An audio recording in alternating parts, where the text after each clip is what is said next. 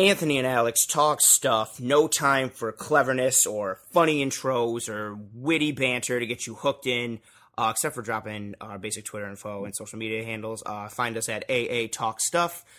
Find all our information for social media in our Twitter bio, Facebook, all that fun stuff. But back to the fucking seriousness. The Clippers. Hey, we have merch now too. Hey, we do have merch now. We do have merch. That's also there, but no time. There's no time to talk about merch. That's what she said. No, but she did. But there's no time. Kawhi Leonard, Paul George, Los Angeles, Clippers, basketball. Goodness fucking gracious. It's like a second Christmas for you over here. I went to bed last night at so I went to bed Friday night at 9:30, and I just wasn't feeling great. I was super tired from the week. Woke up today at 11:40 something, right when I texted you. When I woke up, and I had text messages from you and from a couple other people. Based on the timing of all the text messages, I was like, something had to have happened in the sports world. And then the first thing I saw was from you, and it said, well, you must be ecstatic.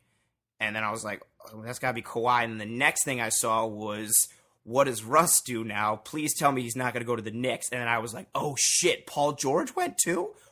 Pulled up my phone, saw what happened, went out, put on the TV.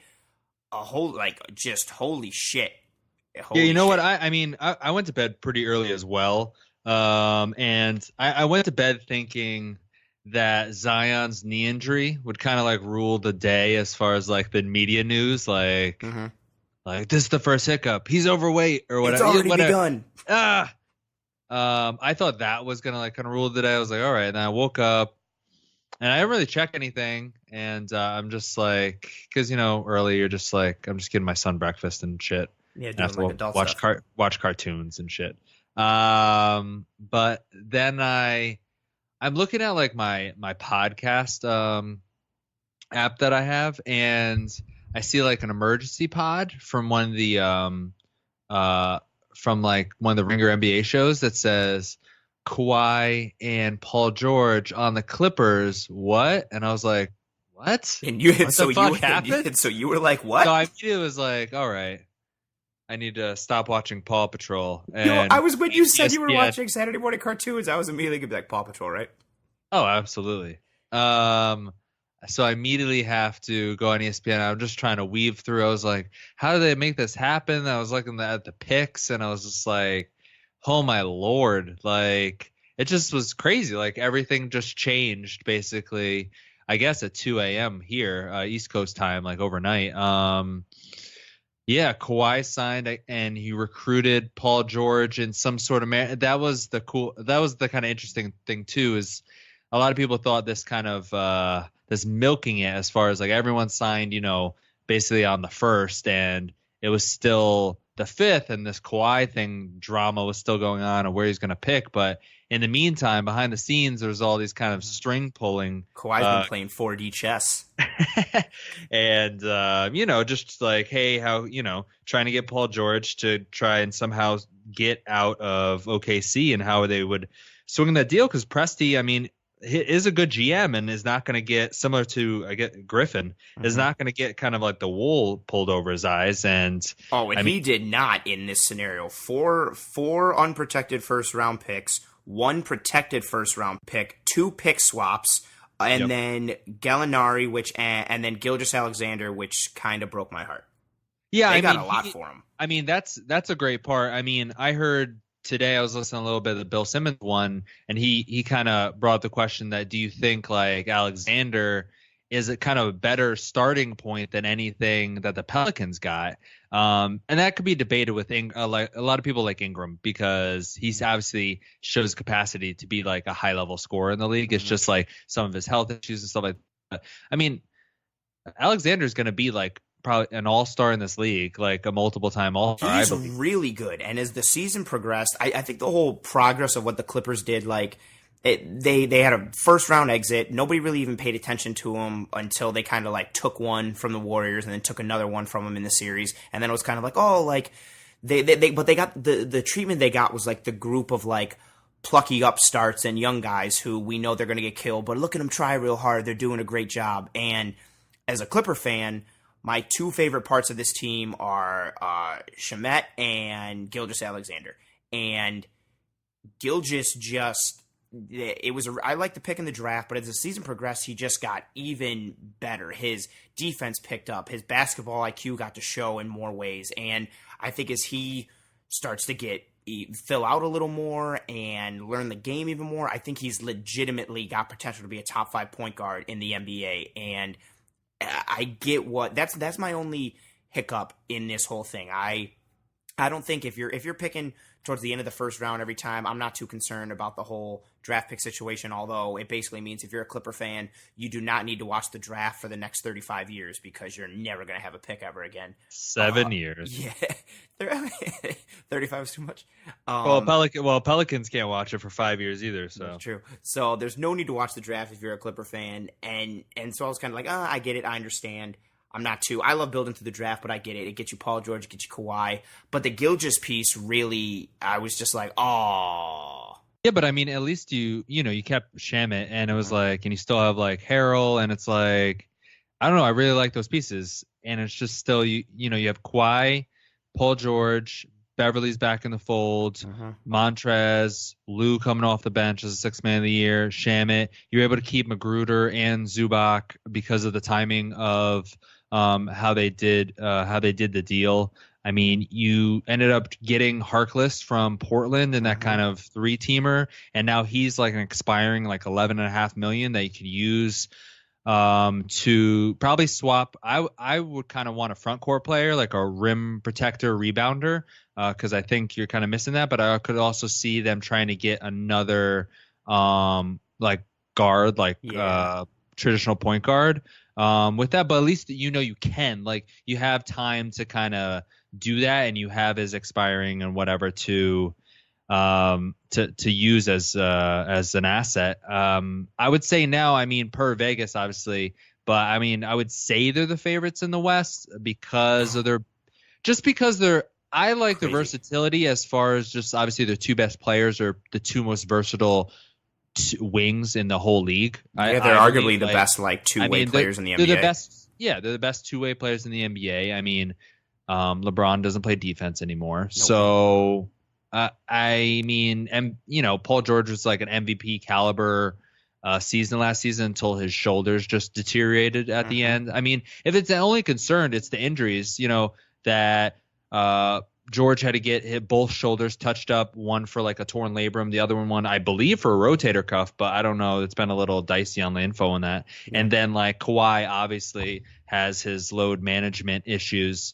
And I still think he's never going to play like 75 games again. No. So that they're obviously, they'll take it easy. They'll do what they do. I mean, that's really the only concern. If they're able to put Kawhi, Paul George and Pat Beverly out there on like a consistent basis, I mean, I don't understand how you're scoring unless you have an elite point guard bringing the ball up with that amount of like feisty hand action that's going to be happening. And then Doc coaching off the bench, and I think it turns out really well for the Clippers. Like right now, I just don't know if.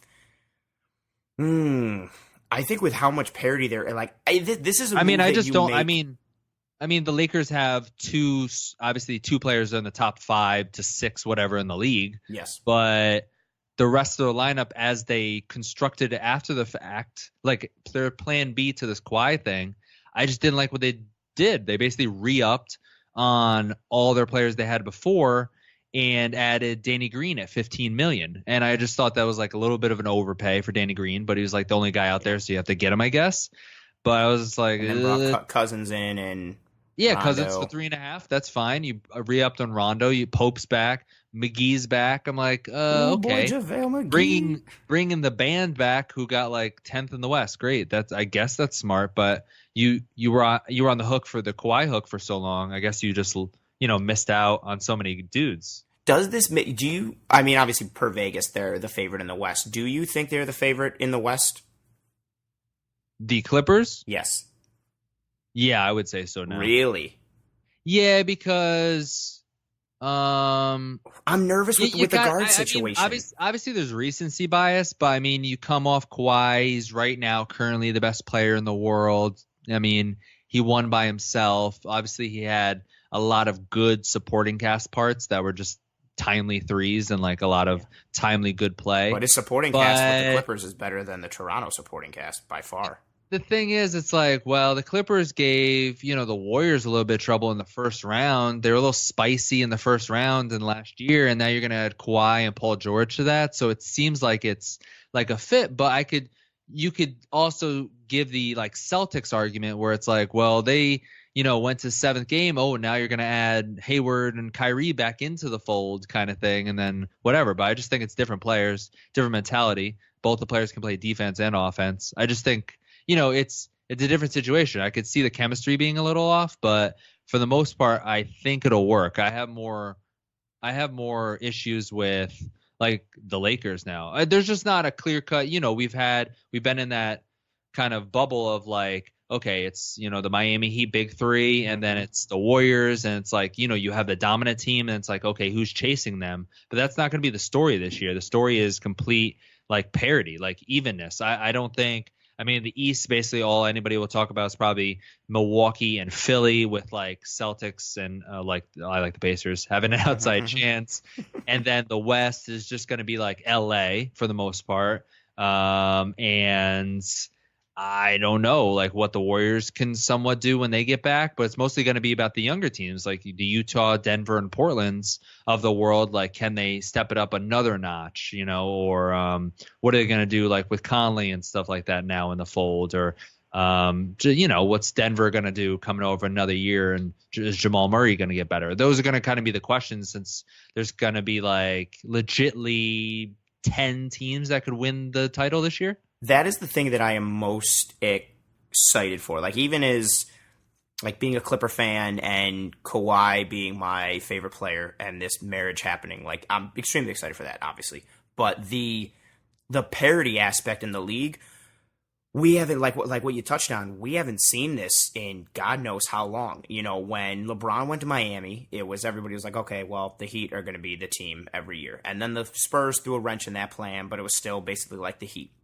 I think 08 was last year. That was last year. We had any type of like up in the airness. And then once the Warriors dynasty happened, everybody literally every year was like, well, it's going to be the Warriors, and then the East sucks, so the Cavs will come out of it. It's been the same thing every year.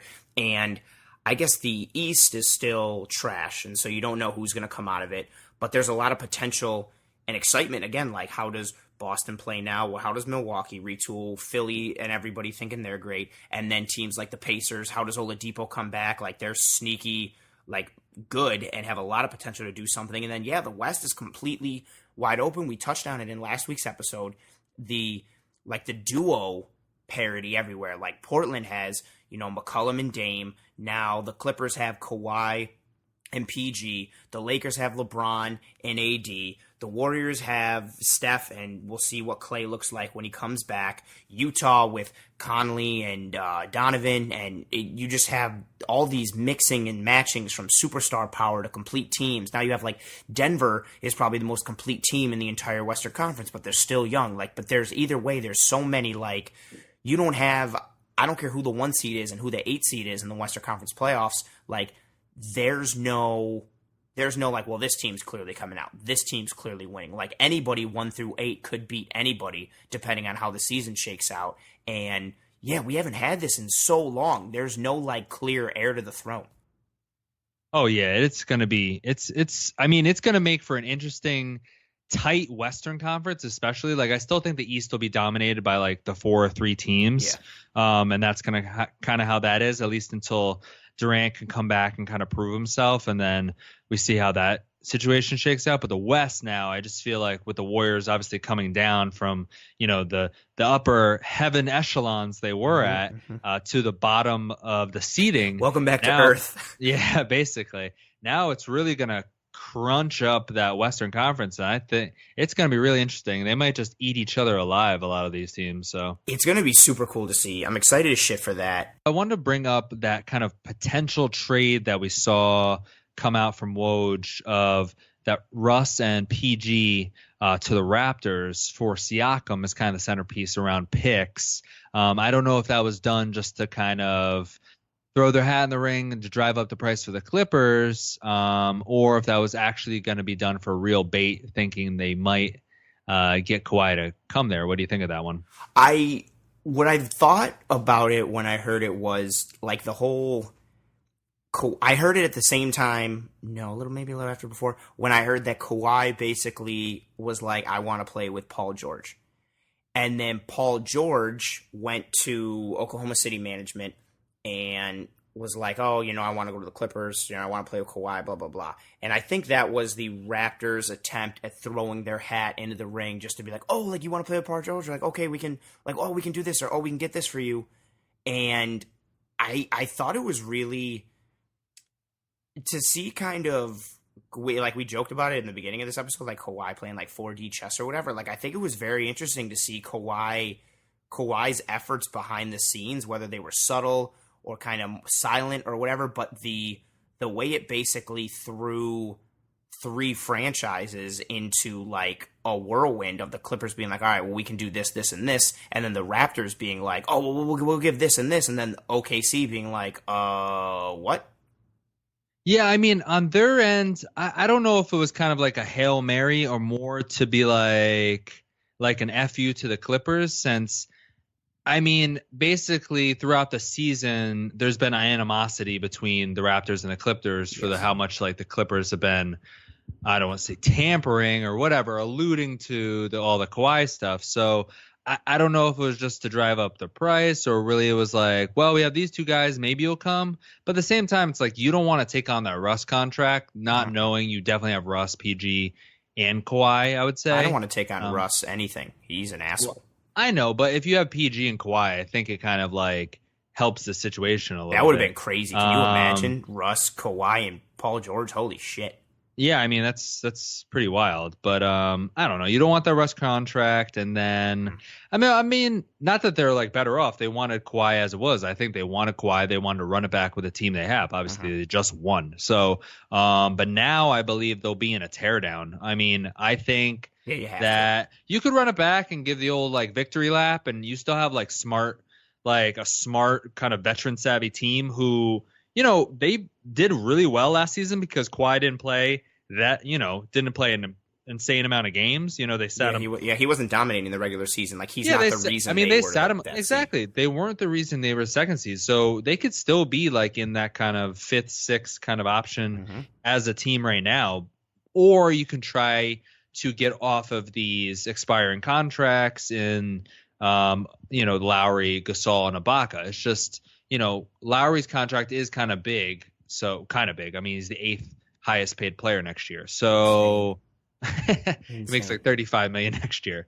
So I don't know how easy it'd be to get away from those. Gasol and Ibaka probably a little bit easier. But you want to get the assets back. Maybe you just want to hit the reset button. I feel like you kind of have to because you're not. If you're the Toronto Raptors, you're going into this season.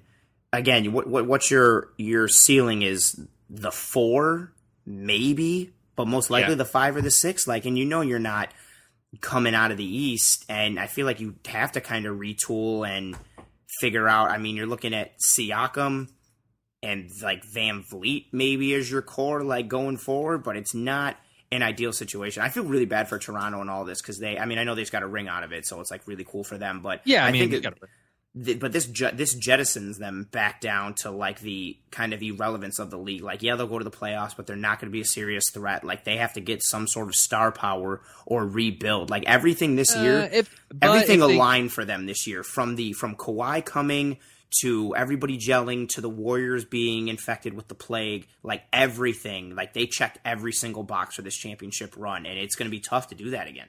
Yeah, I mean, but it's like you got the ring and you won the Kawhi trade forever. There's no one will ever debate that. And I think they'll end up, I mean, Masai's like savvy. I think they're going to end up getting assets out of Lowry, Gasol, and Ibaka as the season goes along. And I think they'll be smart about it. They'll try to, I don't know, they'll probably, if I was them, I would try to target the 22 draft or the 21 draft, especially the 22 draft when the high schoolers get into the mix. Mm. and build around Siakam, and I don't know, see what happens. I think they could still be relevant, especially in the East, at least until we see what Durant's like, Oh. and then where Giannis goes in 2021. Even though I think he'll stay, but yeah, so we'll see what happens there. But it puts them just back in the middle of the pack where, I don't know. I never really expected much from the Raptors anyway until this season, kind of this run. Even though they're a Yeah. second seed entering the playoffs, I didn't really expect much from them. I knew Kawhi was gonna, do his thing, but I expected other teams to beat them. I really never expected the Bucks to lose to them, honestly. No, I don't think they were like. And even when they lost game one to the Magic in the first round, and everybody was Right. kind of like, "Oh, like here we go again." Like, are they Right. gonna do really great in the regular season and not show up come playoff time? Like, do you think the Clippers were the front runners secretly for Kawhi this whole time? I ask because I in having conversations with What do you mean whole time? I mean, they were the whole year. Do you mean in the past week? Are you saying? Yes, because what I found interesting, and like all these leaks kept coming out of like, the Lakers are the front runners, and the Lakers have this, and the Lakers have this, and then it was like Toronto's had a really great meeting, Toronto's making a really great push, all this and that. Like all these news tidbits were coming out from the Raptor camp and the Lakers camp, and we heard nothing from the Clipper camp, to the point that the media was like, well, the Clippers are out of it. Do you think the Clippers were really just sitting back the whole time and they were like, we understand what we have to do, we're just trying to make it happen? And like, was this kind of like a done deal, or do you think it just progressed and happened over like the last 48 hours really? No, I mean, obviously, I think if Paul George didn't go there, he wouldn't have gone to the Clippers, but I always thought they were like the front runner. I'm not going to listen to like a year's worth of news and let like late noise kind of distract me. I know the Kevin Durant thing happened, but I think that's different. If the injury doesn't happen, I still think he goes to the Knicks. Like, I'm just going to trust like, 10 months worth of information over like a short, like 2-week span where everything, it's just, people are just trying to make content and like put stuff out there. And, they might hear like legit things from people. That's a really tough camp to get into because it's probably just Kawhi and Uncle Dennis at some, it's or really some point. It's really just those two people and they don't talk. So it's like, what are you really getting? Nobody really knew this situation. It's not like anyone was holding on to anything. It was like people were grasping at straws. So any little loose bit of information about Kawhi, people were just putting it out there because there wasn't much else to really go on. So I'm just going to trust kind of the leader in the door, as it would, when we enter this. And so I just thought the Clippers were the team. I just thought if he really wanted to go to the Lakers with LeBron, he would have made it happen through the Spurs trade last year. And even if Popovich was like dead set on not doing it to the Lakers, I think they probably would have found a way to make it happen to the Lakers because they had young assets at that time. You know what I'm saying? Rather than getting maybe like DeRozan back, they would have gotten like, Lonzo or Ingram or any of the pieces the Pelicans grabbed. Kuzma or Hart or some kind of something. Yeah, just something, whatever, and the picks and whatever. They could have made it happen. You know what I'm saying? Like, despite whatever was going on. So what do you think made Paul George want to leave OKC all of a sudden? Oh, the fact that it's OKC. No, I just think I was thinking that because I thought that was like interesting. Like, obviously Kawhi played some sort of recruitment role here, and in speaking to Paul George and kind of setting up this, again, like jokingly but seriously, like playing like that Sith Lord 4D chess kind of role in setting all of this up for, from the beginning or from midway, whatever. But I thought it was really interesting to hear that Paul George went to, like Thunder management and was like, I want to go to the Clippers. I wonder why, because again, he had his out. A couple seasons ago, he was a free agent. Everybody and their mother thought he was going to LA, and then he re-signed with OKC, and we were like, okay. And you and I joked about it that Russ like Jedi mind tricked him into staying there. But him and Russ are buddies, and I know they obviously had a poor showing again this year in the playoffs, but they do still have a good team. And with that combination of him and Russ, they still could do something. And with the parity in the league, but for him to just come and be like, yeah, like I want to go to the Clippers, I found that to be like very sudden. I mean, I think you got a real good look at what their lot was in the West. I mean, and Presti did too. I really think coming out of this, like Presti is just like wiping his forehead, like, whew, like, thank God we got out of that, because they're going to be a repeat luxury tax team, and they still will be unless they get rid of Russ's contract, because I don't think any way in hell they're getting rid of Steven Adams' contract. So I just think it was like this opportunity came, and it was like the skies parted for like the Thunder, because they saw their future. They were locked into this team, and being kind of, even though they had like two stars, quote unquote, like they were kind of like just bound for first round exits, like for the next whatever 3 or 4 years. So this kind of happening in a way, they can kind of publicly be like, well, we didn't want it to turn into another AD situation where it kind of, right. Soils the team a little bit and blah, blah, blah, blah. Out. But at the same time, they're saying, oh, thank God. Like, now we have an out of this. And then we can be like, hey, Russ, like, it's not a team that's going to win anymore. It's a rebuild, blah, blah, blah. You're getting older. What do you think sold Paul George on wanting to, like, go? Is it going home? Is it playing LA? With Kawhi? I thought it was totally LA. Yeah. I thought it was LA, and it's Kawhi. And the fact that he knew, I mean, the grass is always greener situation, but it's like, hey man, you play there 2 years, you saw what's going to happen. Yeah, you played MVP caliber last season. I mean, Russ is getting triple doubles. What are you still getting? Like, that might have been the best, versions of both of yourselves that you had. Yeah, and you still were just getting bounced. So let's look for a better situation. You're teaming up with the best player in the world currently. You're going to your hometown. It's like you're still going to be the second option, which is a favorite thing for him, I think. I just think it checks all the boxes for him, honestly. In looking at this deal with Kawhi and PG going to the Clippers and the ramifications it has on the court, off the court, all of that, what's your like biggest takeaway in looking at it? It could be something off the court, it could be something individual and player minded, or something on the court, team, player, anything. What is your biggest takeaway, or like the thing you're focusing on most in like looking back at this deal right now?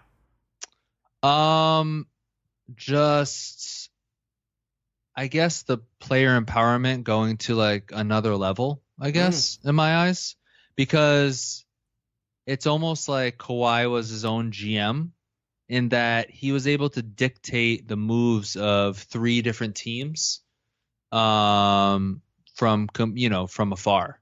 I just think like it's now going into a really, I'm wondering like how further down we go with this. I know it's still like players are doing that. They were doing this like on the verge of free agency. Then it was like, 1 year left. And now Anthony Davis was like, 2 years left.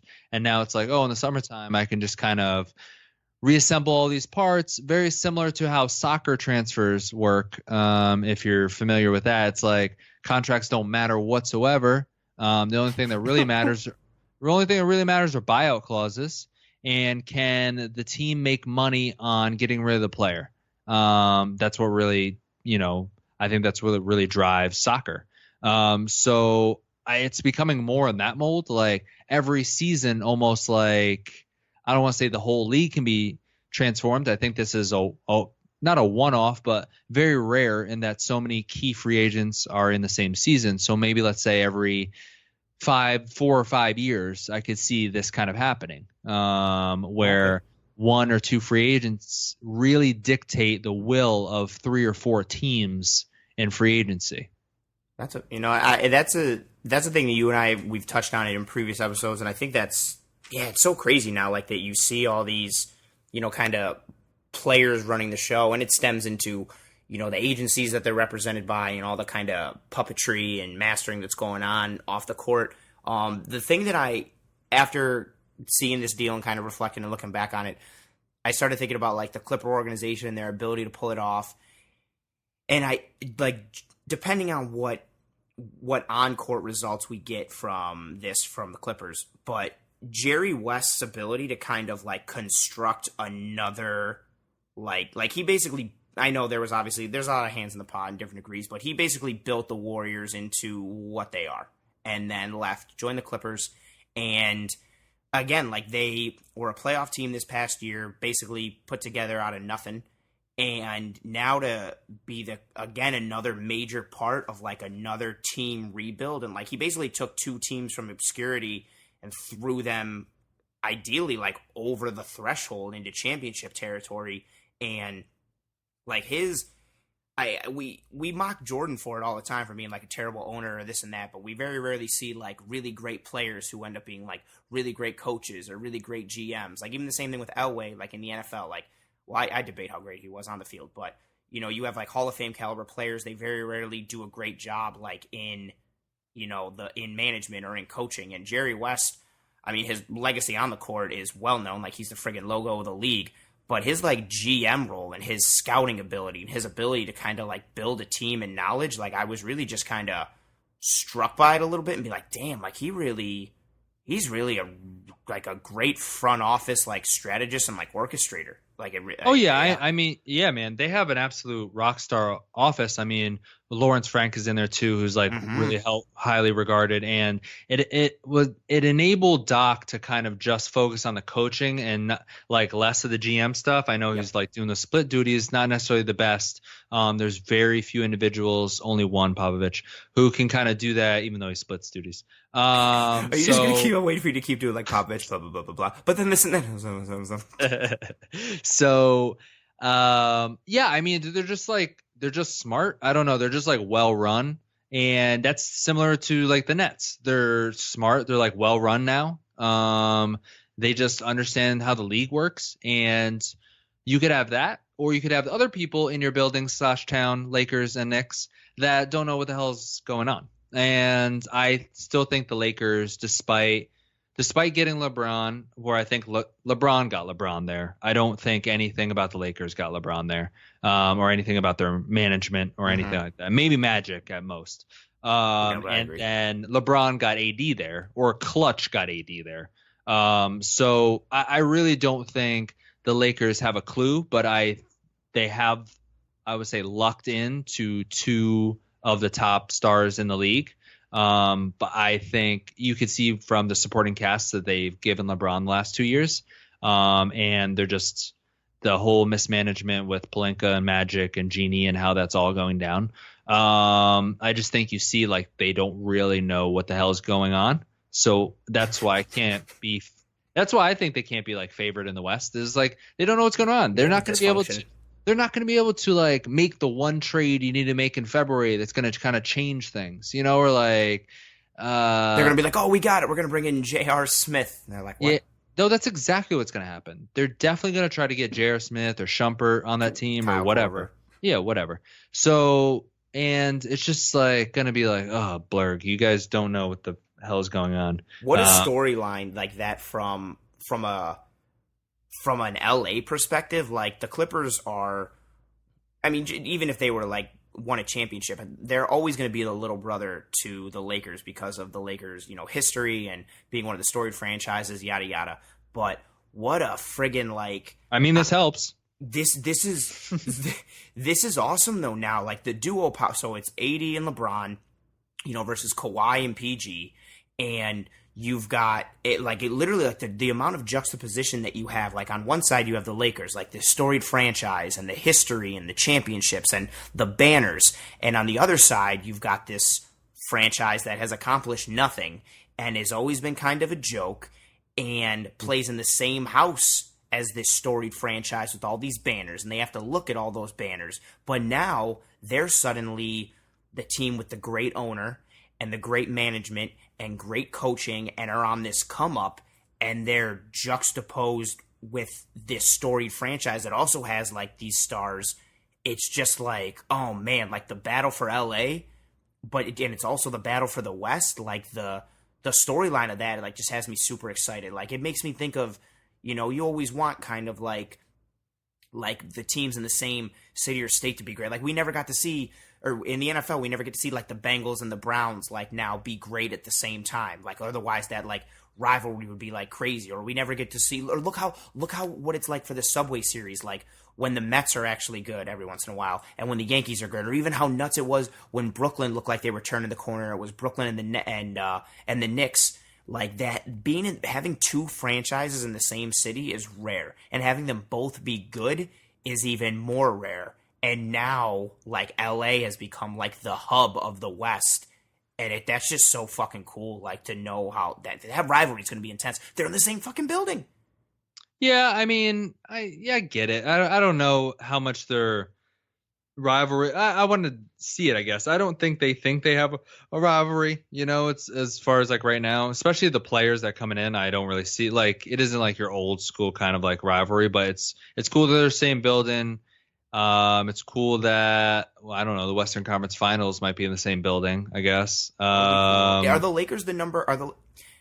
I don't know. I think LeBron kind of phoned in this past season because he saw the way it was going. Well, at the end, he was injured for a fair amount of the season. I don't think that's gonna stop happening either. I mean, it's just his age and his mileage. He's also the dude who, like, after they were getting smacked in the finals, like, put a cast on his hand and waved it in everybody's face to be like, "Oh, this? Oh, yeah, my hand's broken. Also, like, my leg is infected because I'm, like, I don't know." Well, then he took his purse and his shorts and he walked out. Exactly. If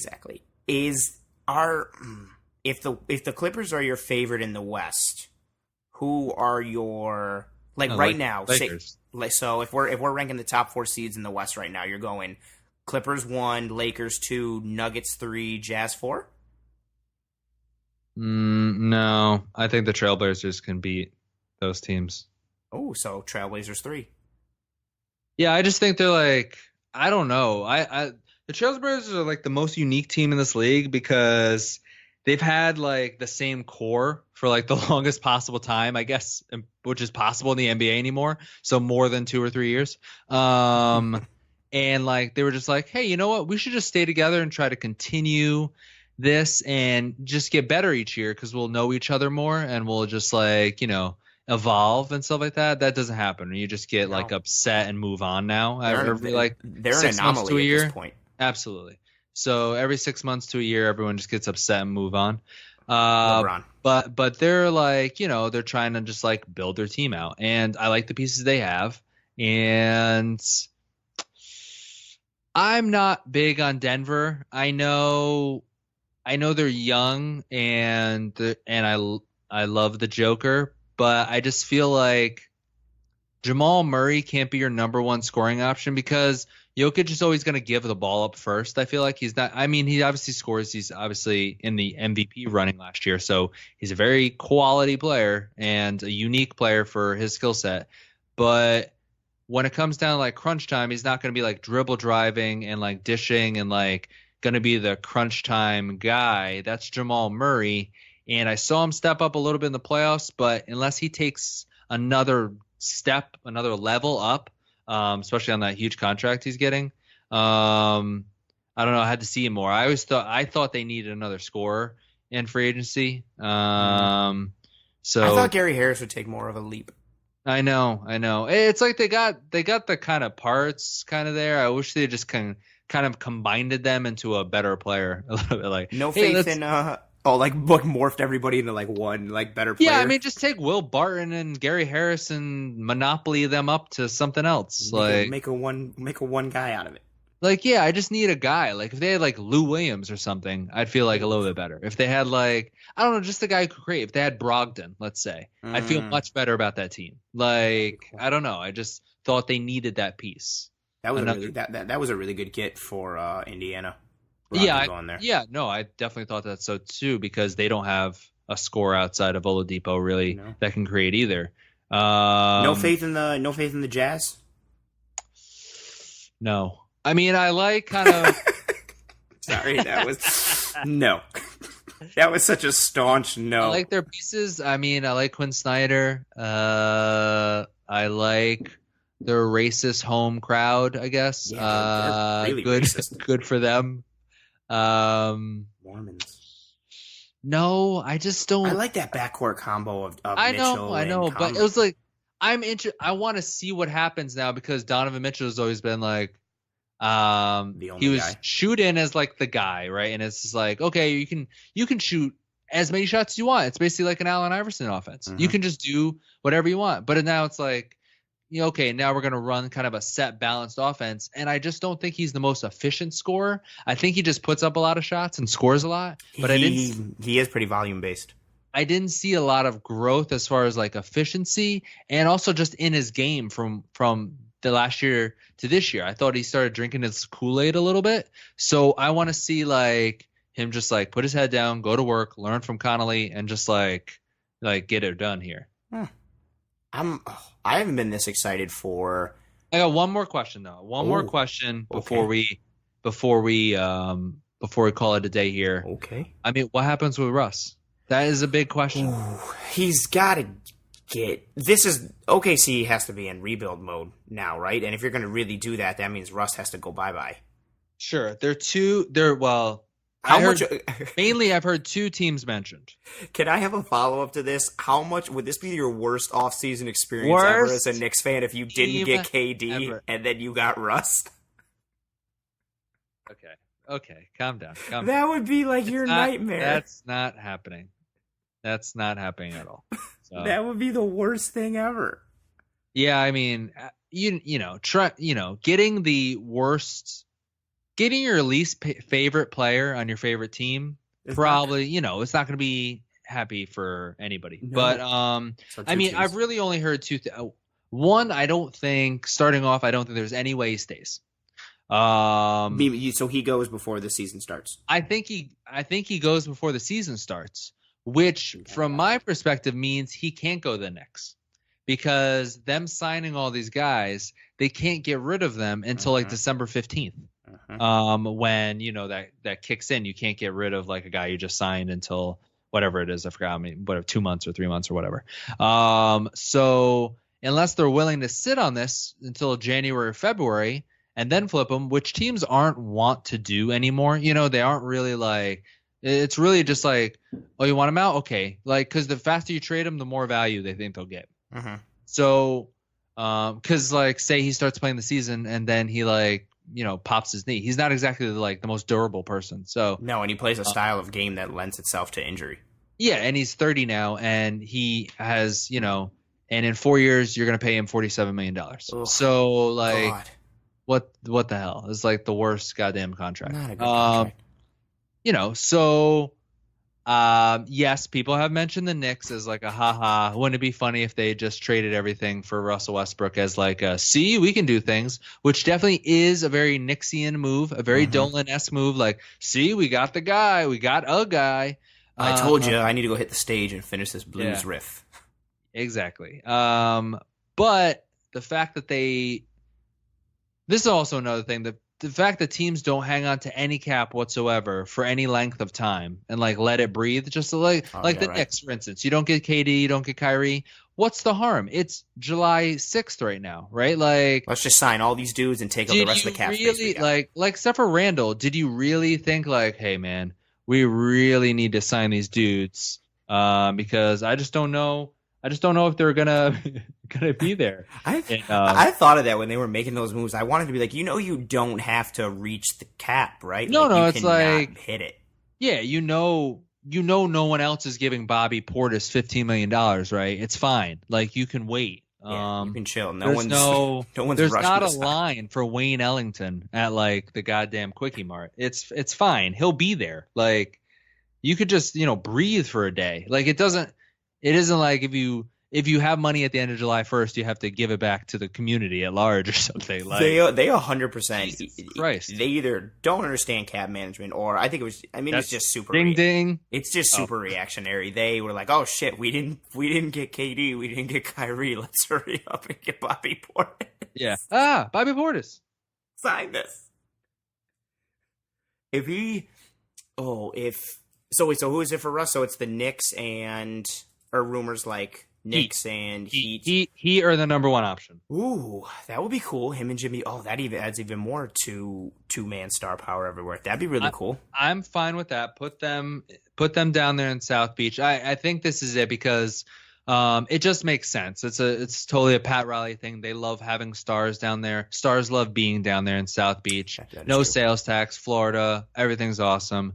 Would that make the Heat? Would that make they don't care about the luxury tax. They never have. They don't care about overpaying for players. No. The beach makes you super calm about everything. You don't need to worry about shit. We got the beach. They have the assets to do it now. Justice Winslow at like 13 mil. They got the Dragic contract, which people thought was going to go to the Mavs in that kind of 4-team trade, but didn't end up leaving. And he's at 19 mil. So, I mean, right there, you're 31. I mean, I think Russ is at a cap number like 33 this season. So it's getting closer, and it just another piece, whatever, some picks, yada yada. The money works, the people work. Yeah, the money will work, the people will work, and then put Jimmy with Russ and let them yell at each other or whatever they're gonna do. And that would be a real interesting. That'd be so spicy. Interesting dynamic, man. That's great. As long as it's not the Knicks, I'm fine with it. But South Beach just makes the most sense for everybody included. It just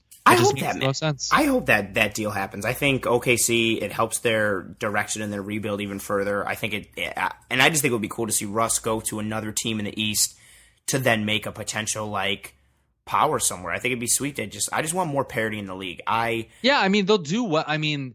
They'll be like a top 3 team, top 3, top 4 team. He'll get out of the first round for once, so good for him. Let him get it and add to the legacy. Like I think it's just so. Like I haven't been this excited for basketball in a long time. Like I follow a lot of sports, but basketball is like, I don't know, like 4th in my hierarchy of importance. Boo. But I still follow it like regularly and religiously. And I don't know if it's because the Clippers like are my favorite team, they're a little better now, or my favorite player in Kawhi is on the Clippers. Like that definitely obviously like plays a part, but just the amount of, again, like the parity, like I'm just excited to know that like basically like every kind of game is going to matter. And especially when you get into the playoffs, there's no off series. There's going to be good matchups on a nightly basis from a regular season standpoint, but then especially in the playoffs. And if we could get something like Russ going to Miami, that would be even cool because it adds more to this 2-man power structure on all the teams that are involved here. And the East is going to have some firepower. The West would have some firepower, regardless of if that Russ deal happens or not. But yeah, it's crazy how like this Kawhi deal has gone from, I mean, if he would have gone to the Lakers, we would be sitting here being like, well, the league is over and basketball's dumb. If he would have stayed with the Raptors, it would have been like, all right, cool. It's awesome that I could have poked holes in the Lakers team. True. You can poke holes in because their 5th through 10th player would have been like terrible. Create a player 1, create a player 2, Correct. Create a player 3. Correct. But having like 3 of the top 5 or 7 players in the NBA is nuts. But yeah, but having 2 of the top 3 load management players. True. This is true. It's all about load management. You could poke holes in it, but I'm glad that series obviously they would have been the best big 3 of all time. And I'm glad that didn't happen. If he would have stayed in Toronto, then we would have been like, all right, well, the Raptors are coming out of the East. Let's figure out what goes on in the West. So that still would have been good for parity. But him going to the Clippers is just, the West is a fucking, like you said, like the West is going to eat each other alive. And whoever makes it to the finals is basic. I don't even know if it's going to be a skill thing as much as it is just going to be like a war of attrition. And like you don't win the West, you just survive it. Yeah, I think this season will be one of those ones where, a team or 2 rise above, but we don't necessarily know who it is right now. Who click really early and just start getting going. Similar to like, I guess the Rockets 2 years ago when you're like, oh, they're off to a good start. Oh, wow, they're like first. Oh, they're keeping this going. We were all like I think we were all like a little taken aback by that, especially like we just thought the Warriors would be 1 and dominate the whole time. You're like, oh, hell, the Rockets are going to win 60 games. I think there is a team or 2 that can separate itself out from the pack. I just don't know who it is yet. I think that'll just be like, who just hits their stride real early and, gets the chemistry together and like, then we'll, be like, oh, this coach is awesome or whatever the case is going to be. But I could see, similar to like the Bucks, like, oh, they got Coach Bud in and like Gianna stepped it up a level and then all of a sudden they're winning 60 games. So I could see a team kind of doing that isn't an LA based team. The Magic. I'm interested to see who that is. Hey, the Magic have room for Russ. Not that he'd ever go there. That'd be fucking awesome. I hope they send him to Orlando. No, I mean, I don't know. They don't have the part. I mean, they definitely have the draft picks that they would want. I'll tell you that. But no player piece go. Ugh, no. But you know what? When I don't really care because my team's shit, and I just gotta watch R.J. Barrett, and Julius Randle play with 5 other number 9 kind of guys. So, fuck it. I want to end it right there. That's a great ending. So whatever. Fuck it. Thanks for listening to Anthony and Alex Talk Stuff. Follow us on Twitter at AATalkStuff. If you like this episode, please leave a review. The link is in the show notes down below. We also have a link for all our goodies. New merch link is up there. That's it as far as our goodies. I should start that over. No, yeah, I liked it. That's it as far as goodies. All right, we'll see you next week.